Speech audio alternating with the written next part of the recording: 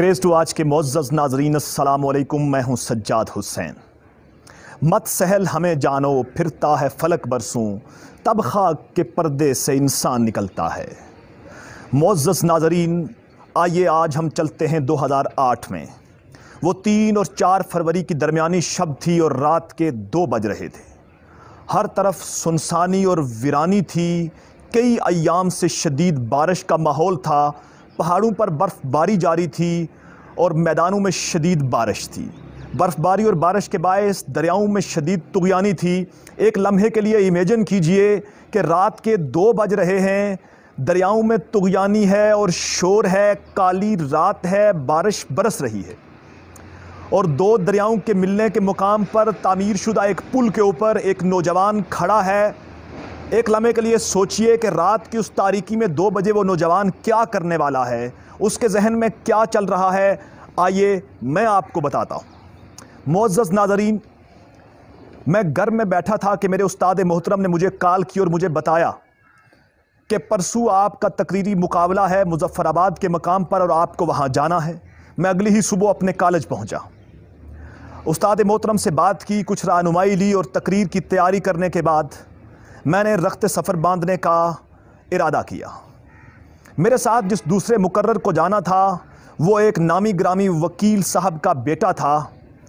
मैंने उससे भी चलने के लिए कहा तो उसने मुझसे ये कहा कि अगर आप मेरे वालिद मोहतरम से मुझे इजाज़त ले दें तो मैं आपके साथ चलने को तैयार हूँ। सो मैंने उनको फ़ोन किया और उनसे कहा कि मुज़फ़्फ़राबाद में कल हमारा एक तकरीरी मुकाबला है और हम उसमें जा रहे हैं।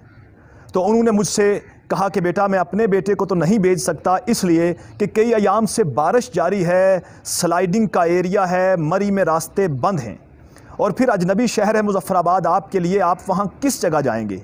जब मैंने उनसे कहा कि हम किसी होटल में रिहाइश रखेंगे तो कहने लगे कि बेटा मुज़फ़्फ़राबाद के होटलों से मैं बिल्कुल मुतमईन नहीं हूँ।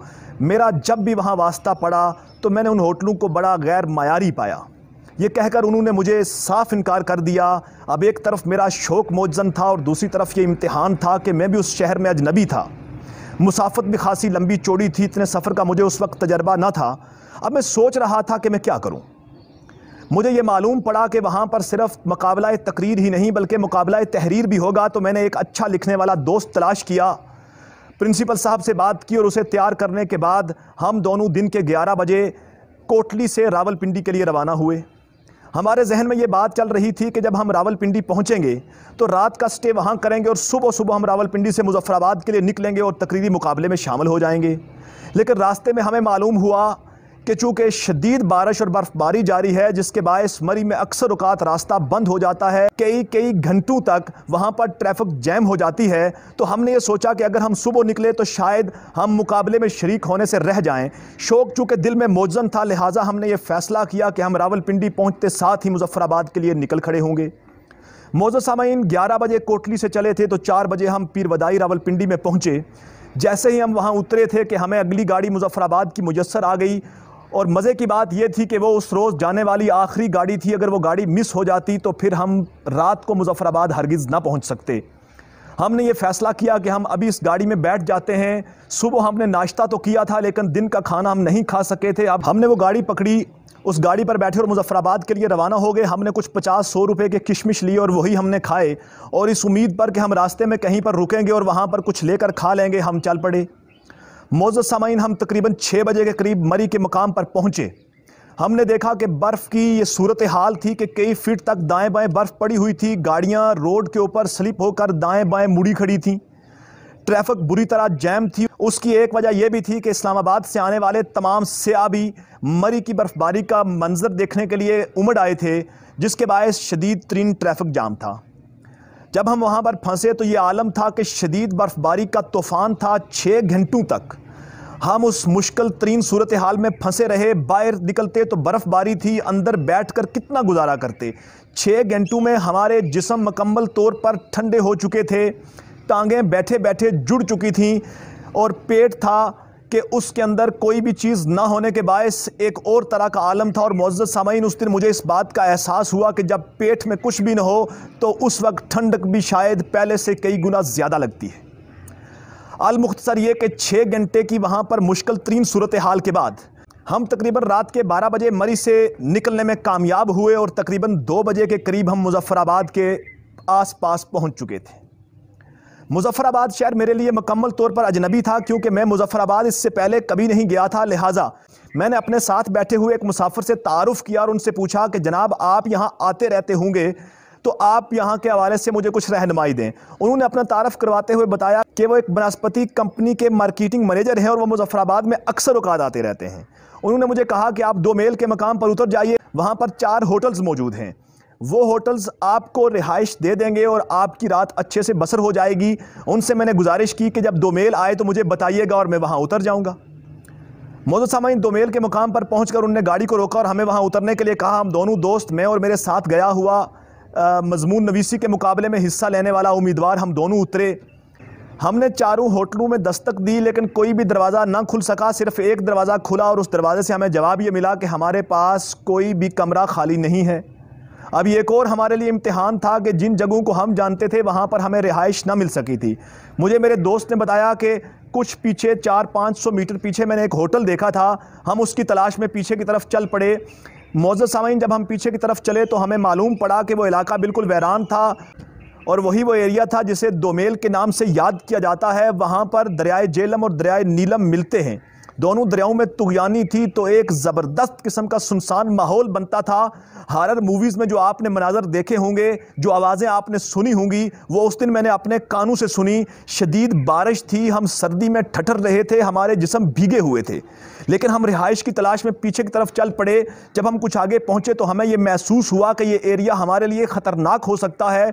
वहाँ पर हमें कुछ लोग एक जगह पर खड़े दिखाई दिए तो हम फ़ौरन चौकस हो गए और हमने वहाँ से पीछे मुड़ने का फ़ैसला किया। जब हम पीछे की तरफ मुड़े तो चलते चलते तकरीबन 1 किलोमीटर की मुसाफत के बाद आखिरकार हमें एक बड़ी मस्जिद के ऊपर कुछ बरकी कुमकुमे जगमगाते हुए दिखाई दिए। जब हमने उन रोशनियों को देखा तो हमारे अंदर एक उम्मीद की किरण पैदा हुई, क्योंकि हमें किसी ने बताया था कि 2 मील से कुछ ही आगे साईं सहेली सरकार का दरबार है। हमने वली कामल के मज़ार पर हाज़िरी दी, वुज़ू किया और नमाज ईशा रात के 2 बजे अदा की। अब हमारे दिल में एक उम्मीद थी कि अगर हमें कहीं भी रिहाइश नहीं मिलेगी तो हम दरवेश बनकर आज की रात इसी मस्जिद में गुजार लेंगे। हमने नमाज़ पढ़ी तो एक मरतबा फिर से हमने ये अहद किया कि एक मरतबा फिर हम रिहाइश की तलाश के लिए बाहर निकलते हैं।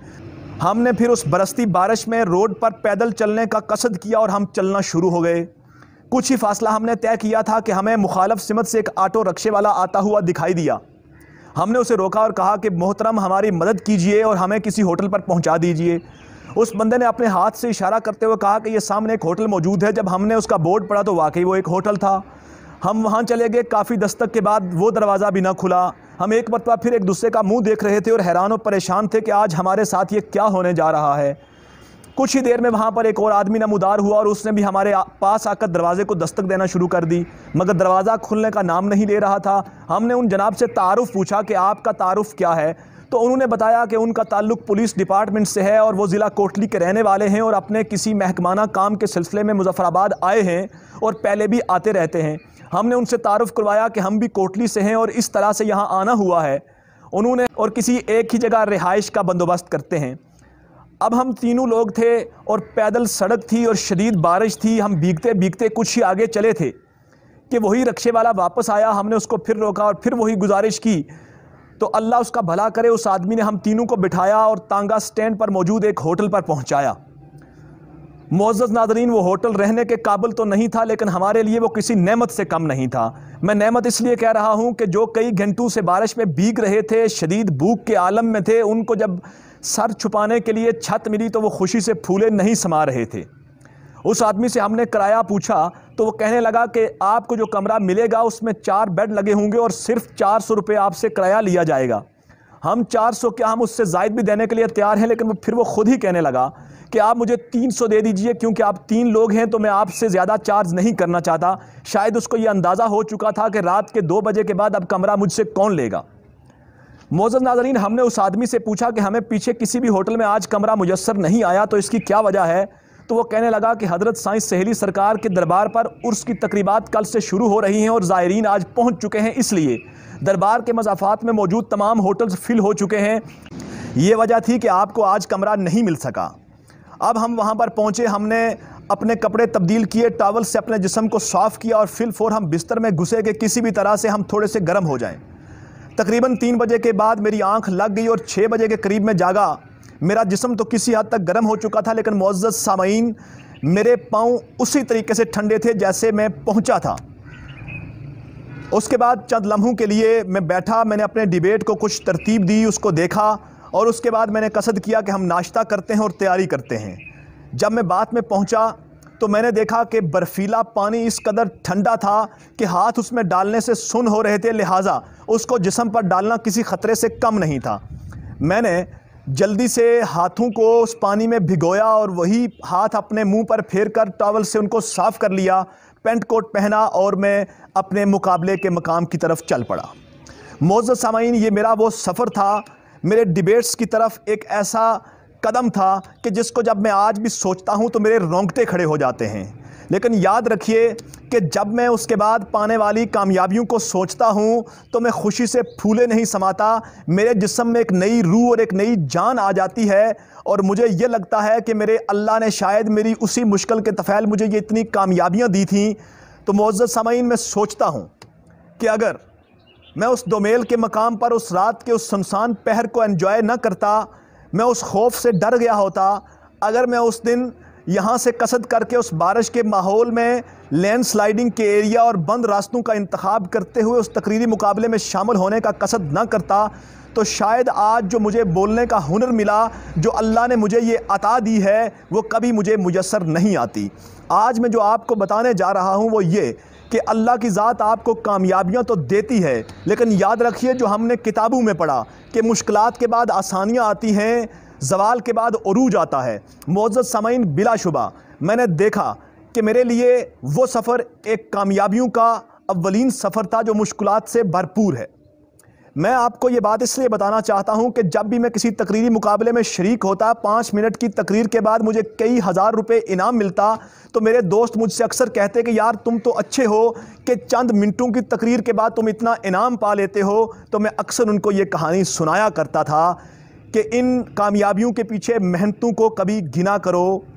इसलिए मुझे सुनने वाले तमाम मुअज़्ज़ज़ नाज़रीन और वो ख़ासकर मुकर्ररीन जो शौक़ रखते हैं कामयाबियों का, मैं आपसे ये कहना चाहूँगा कि कामयाबियों का आगाज़ हमेशा मुश्किलात में होता है। मुश्किलात को गले लगाइए, कामयाबियाँ आपका इंतज़ार कर रही होंगी।